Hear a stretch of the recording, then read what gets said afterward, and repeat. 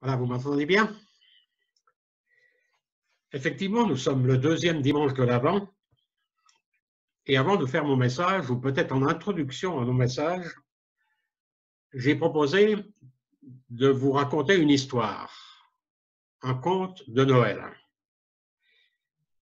C'est pour les enfants, mais c'est aussi pour les grandes personnes. La légende des 4 bougies de l'Avent. Ça va compléter un tout petit peu l'introduction que Maria m'a faite. Elle sera un tout petit peu différente, mais je vous invite à écouter cette légende. La légende des 4 bougies de l'Avent. Nous sommes en famille un soir de Noël. Toute la maisonnée est dans le salon. Tout le monde parle, rit. Pendant ce temps, un petit garçon se glisse dans la salle à manger et s'approche de la table décorée. Au milieu des décorations, l'enfant remarque 4 belles bougies dont les flammes brillantes dansent, pleines de vie. Il est tout seul. Il n'y a pas de bruit.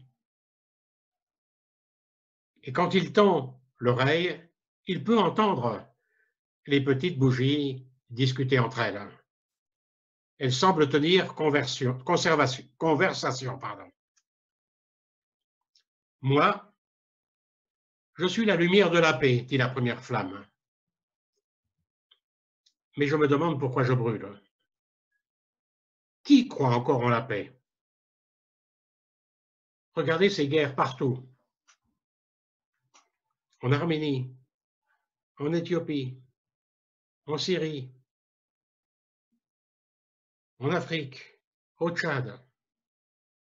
Regardez ces gens innocents qui meurent. Regardez la violence à l'école, la violence dans nos sociétés, la violence dans les manifestations. Regardez ces disputes à la maison. Je suis la lumière de la paix et je ne sers à rien. Personne ne m'écoute. Personne ne désire plus m'accueillir. Personne ne désire me propager. En disant cela, la première flamme, celle de la paix, s'éteignit. La deuxième flamme prit alors la parole. Moi, je suis la lumière de l'amour. Et je me demande si moi aussi je vais continuer à brûler.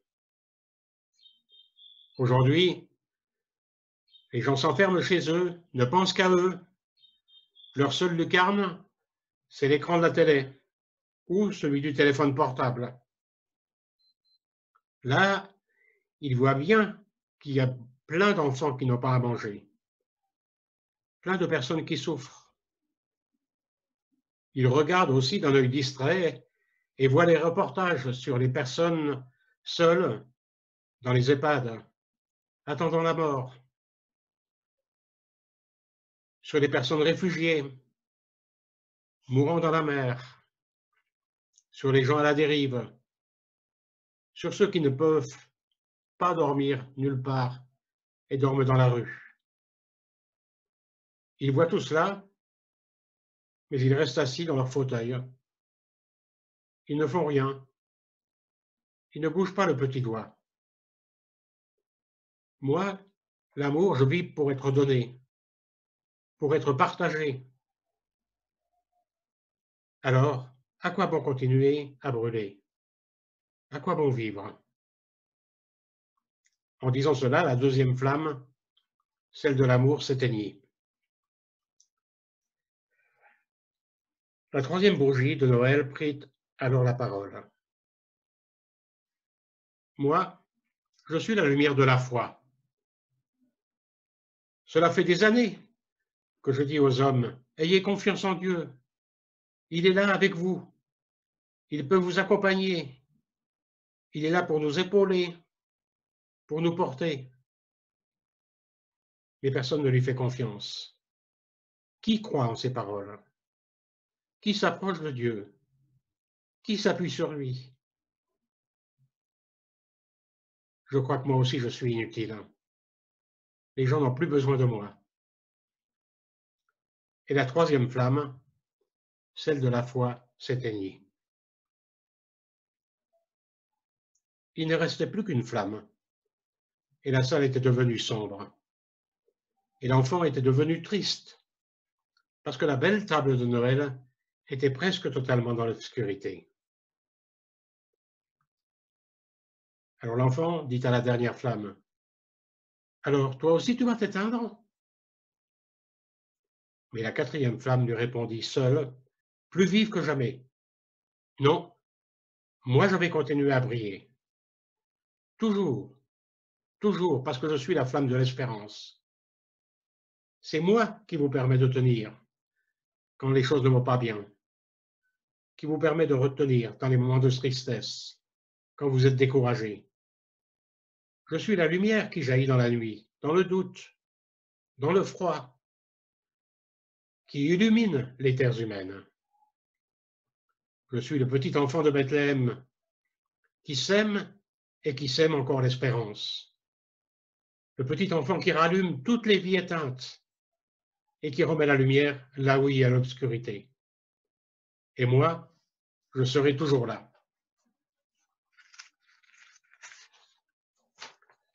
Alors, le petit garçon médita un instant ces paroles qu'il entendit de la part de la quatrième bougie.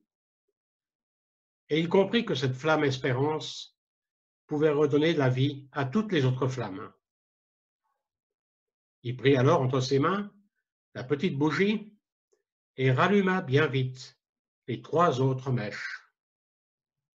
Celle de la paix, celle de l'amour, celle de la foi.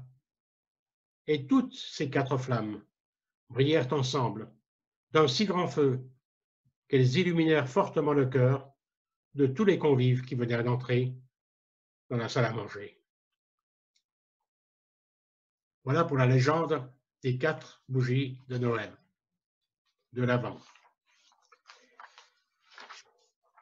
Si j'ai choisi de commencer mon message avec cette petite histoire, ce petit conte de Noël, de l'Avent, c'est pour vous montrer l'importance du message de l'espérance que nous devons porter, en particulier dans notre Noël d'aujourd'hui. La Bible parle beaucoup de l'espérance. Je vous propose de voir un texte qui justement parle de l'espérance, un texte qu'on trouve dans le livre de Paul aux Romains, au chapitre 15, des versets 4 à 13, et je pense que Thomas va mettre le texte en dessous pour qu'on puisse le suivre. Romains 15, 4 à 13. Or, tout ce qui a été écrit d'avance l'a été pour notre instruction, afin que par la persévérance et par le réconfort que donnent les Écritures, nous possédions l'espérance. Que ce Dieu de la persévérance et du réconfort vous donne de vivre en plein accord les uns avec les autres, comme le veut Jésus-Christ, afin que tous ensemble d'une seule voix, vous rendiez gloire au Dieu et Père de notre Seigneur Jésus-Christ. Accueillez-vous donc les uns et les autres comme Christ vous a accueillis pour la gloire de Dieu. J'affirme, en effet, que Jésus-Christ est devenu le serviteur des circoncis pour prouver que Dieu est vrai en confirmant les promesses faites à leurs ancêtres. Quant aux non-juifs, ils célèbrent Dieu à cause de sa bonté, comme le dit l'Écriture. C'est pourquoi je te louerai parmi les nations et je chanterai à la gloire de ton nom. Il est dit encore, nations, réjouissez-vous avec son peuple. Et encore, louez le Seigneur, vous toutes les nations, célébrez-le, vous tous les peuples. Ésaïe dit aussi, il paraîtra le rejeton d'Isaïe. Il se lèvera pour régner sur les nations espéreront en lui. Que le Dieu de l'espérance vous remplisse de toute joie et de toute paix dans la foi, pour que vous débordiez d'espérance par la puissance du Saint-Esprit. J'aimerais en particulier m'appuyer sur ce dernier verset, que le Dieu de l'espérance vous remplisse de toute joie et de toute paix dans la foi, pour que vous débordiez d'espérance par la puissance du Saint-Esprit. Ce texte nous dit d'abord une évidence. Notre espérance, elle vient de Jésus-Christ. Elle se base sur Jésus-Christ. Elle a son fondement en Jésus-Christ. Sur ce qu'il est, sur ce qu'il a fait, sur sa naissance à Noël, que nous allons fêter bientôt, sur sa vie, sur ses paroles, sur son enseignement, et surtout sur sa mort pour nous à la croix. Et nous dit ce texte, cette espérance doit se traduire en nous et déborder d'espérance. Notre vie doit déborder d'espérance. Nous vivons une époque bouleversée par l'épidémie. Et on constate que ce virus, avec ses conséquences, marque les esprits. Notre société est rongée finalement en ce moment par l'anxiété. Et cela se traduit de diverses manières. Par la dépression pour certains, par d'autres, par la révolte, par d'autres encore, par le refuge dans des idées irrationnelles. La société, face à ce danger, se fragmente. Les tests complotistes pullulent, y compris dans les pays où l'Église chrétienne a une place importante. On se demande d'ailleurs parfois si les chrétiens ont oublié les conseils de sagesse de la parole de Dieu. Le constat de la Bible est clair. Sans Jésus, le monde est un monde sans espérance. Vous connaissez ce texte d'Éphésiens 2, verset 12. L'apôtre Paul dit, vous étiez autrefois sans espérance et sans Dieu dans le monde. L'apôtre Paul, dans le texte de ce matin, nous propose à l'Église de déborder d'espérance, et c'est un appel pour chacun de nous. Cette espérance, elle n'a rien à voir avec notre caractère plus ou moins optimiste. Elle n'a rien à voir non plus avec les circonstances plus ou moins favorables. Cette espérance, je viens de le dire, elle a sa source en Dieu, le Dieu de l'espérance. Cette espérance que nous allons chercher en lui change notre cœur d'abord. Mais le Seigneur nous invite aussi à avoir une espérance qui, contamine les autres. Elle change aussi ceux qui nous entourent. Et elle change, ou en tout cas, elle devrait changer notre société. Et le triste constat que nous pouvons faire, c'est que souvent, hélas, cette espérance ne déborde pas ni de nos cœurs, ni de nos églises. Et je pense que cette période de l'Avent est une période dans laquelle le Seigneur nous invite à réfléchir et nous invite même à changer. On entend beaucoup en ce moment se multiplier les complaintes sur comment allons-nous vivre dans ce temps qui vient, face aux difficultés que nous vivons, face aux difficultés actuelles. Comment allons-nous pouvoir vivre ce temps de Noël? Comment allons-nous pouvoir vivre la fête de Noël? L'espérance, c'est regarder au-delà des difficultés du temps présent. Et c'est sans doute aussi une invitation à réfléchir sur le vrai sens de Noël. Est-ce que Noël, c'est seulement les cadeaux? C'est seulement les bons repas? C'est seulement les achats dans les magasins ou sur Internet? C'est seulement même les rencontres familiales à 6 ou à plus que 6? Quand on y réfléchit, tout cela est bien égoïste. C'est recevoir pour soi. Or, Noël, c'est le contraire de l'égoïsme. C'est un Dieu qui se donne. C'est un Dieu qui s'offre à chacun de nous, à tous ceux qui sont prêts à le recevoir par la foi. Noël, c'est le contraire de l'égoïsme. La leçon est donc toute simple. Pour déborder d'espérance, il faut puiser cette espérance avec abondance à la source, aux sources du salut. Le prophète Ésaïe, je peux encore demander à Thomas de mettre le deuxième texte. Le prophète Ésaïe, au chapitre 12, et à partir du premier verset, du verset 1 à 6, dit « Ce jour-là, tu diras, je te célèbre, Éternel, car tu as été irrité contre moi. Ta colère s'est détournée et tu m'as consolé. Dieu est mon sauveur. Je serai plein de confiance et je n'aurai plus peur.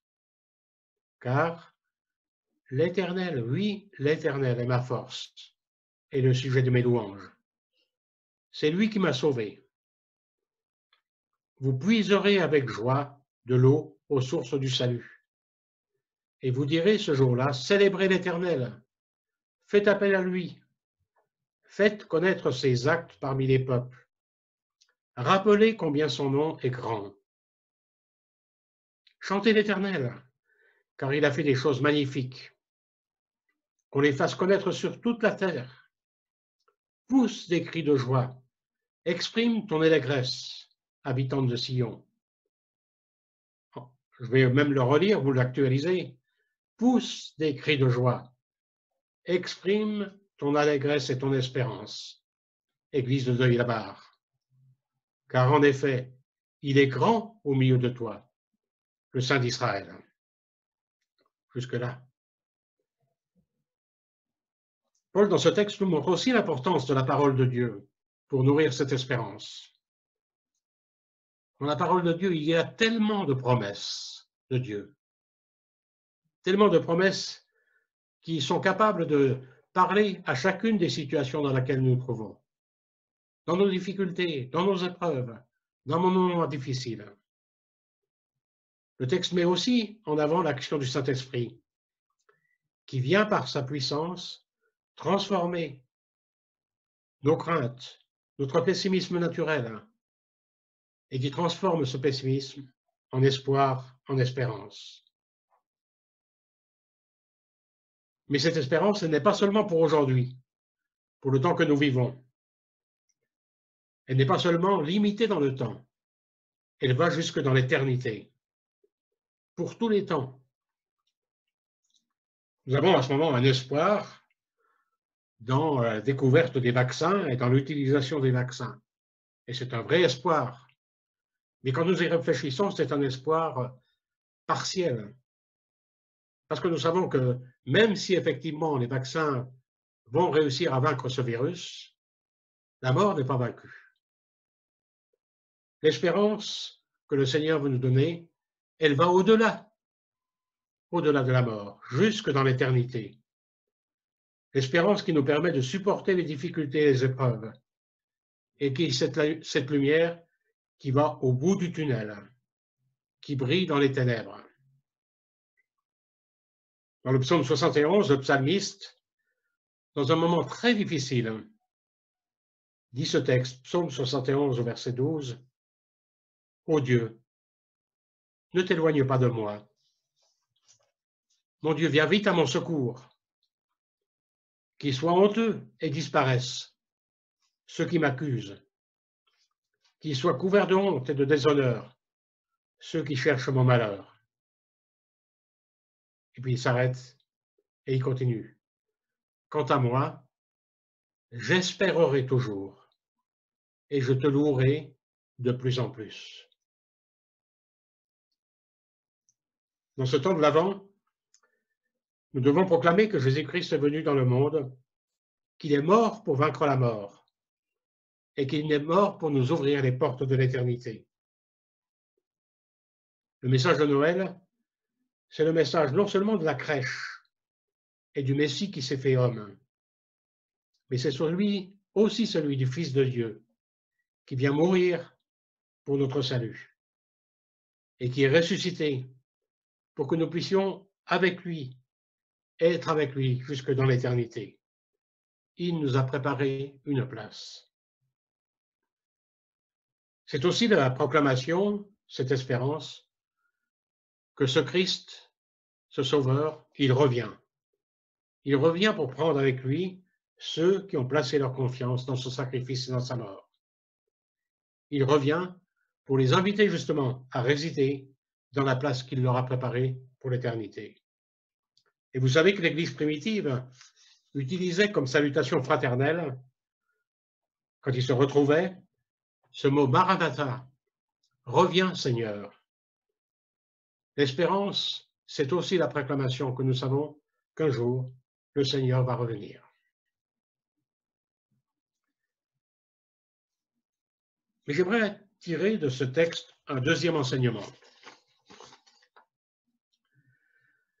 De manière étrange, en tout cas, le verbe que l'apôtre Paul utilise, c'est le verbe déborder. Et je pense qu'il l'a fait à dessein. Il est en train de nous dire, l'apôtre Paul, que cette espérance, elle n'est pas seulement pour nous, mais elle doit aussi s'écouler vers les autres. Nous devons déborder d'espérance, non seulement pour nous-mêmes, mais aussi déborder d'espérance quand nous regardons nos proches, nos frères et sœurs, nos voisins. Dans l'Église, au temps où Paul écrit, il y a des tensions. Ce n'est pas toujours facile. Hein. Il y a en particulier des tensions entre chrétiens d'origine juive et chrétiens d'origine païenne. Je ne veux pas entrer dans les raisons de ce conflit dans l'Église primitive, mais simplement noter que dans ce texte, Paul invite ses lecteurs, ses frères et sœurs d'origine différente, à s'accueillir mutuellement. Et il va loin puisqu'il dit jusqu'à un plein accord. Un plein accord. Quel objectif? C'est parfois difficile de faire briller notre lumière quand nous sommes avec les autres. Nous pouvons être heurtés par leurs idées, par leur comportement. Le Seigneur Jésus nous a dit qu'on a une grande capacité à voir très facilement la paille dans l'œil de notre voisin. Mais Dieu veut que notre lumière brille en tout temps. Vous savez, quand le Seigneur s'est approché de nous, nous n'étions pas exactement comme lui le souhaitait. Nous étions coupables par le péché qui était attaché à nous. Notre comportement était certainement susceptible d'être un obstacle pour le Seigneur. Mais le Seigneur a débordé d'espérance quand il s'est approché de chacun de nous. Il nous a regardés malgré toutes nos erreurs, malgré tous nos manquements. Il nous a regardés avec espérance.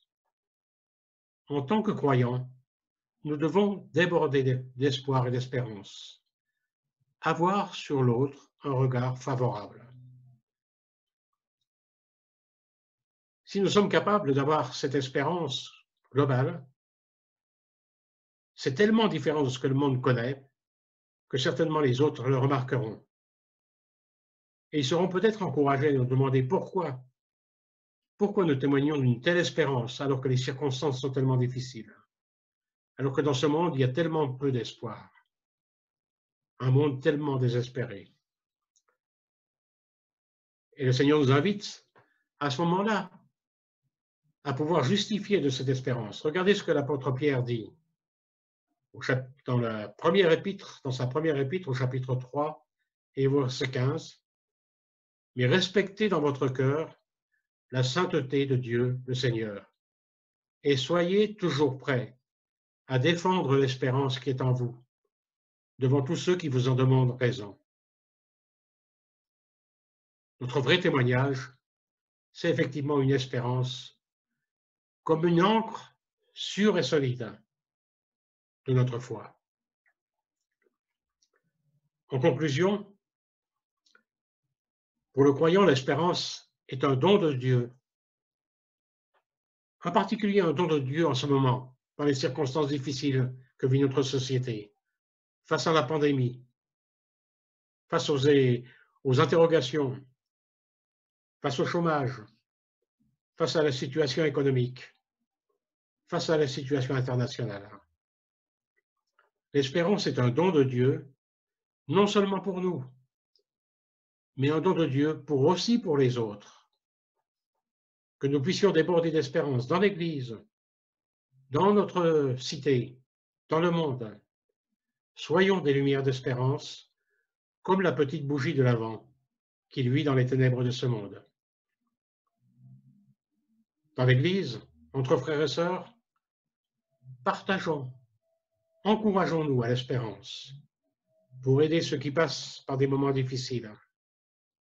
Et regardons nos frères et sœurs, nous qui avons un même Père, regardons-les avec un regard d'espérance. L'espérance est le cadeau que Dieu nous fait pour nous et pour les autres. Pour ceux qui pensent que la vie est sans espoir, vous pouvez déborder d'espérance. Par la communion avec Dieu et par sa parole, il veut remplir nos cœurs et nos âmes. Et il veut que nous puissions vivre de l'espérance. Cette espérance que Dieu met dans nos vies, qui apporte dans nos cœurs joie, paix et foi pour le bénéfice et l'encouragement des autres. Car il n'y a absolument rien de mal à espérer. Pour terminer, ce verset de Romains, chapitre 5, verset 5.